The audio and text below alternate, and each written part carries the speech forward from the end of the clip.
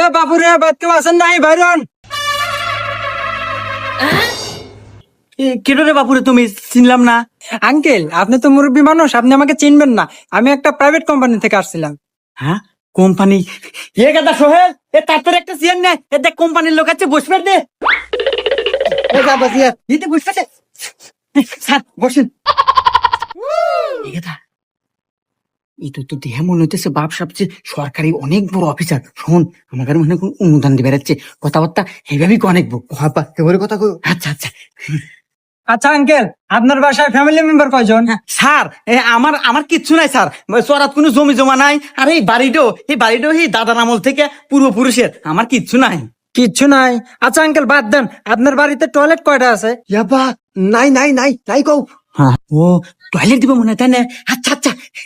sir, আমার বাড়ির toilet নাই স্যার, আগার মোটেও নাই, আমরা কোনে কি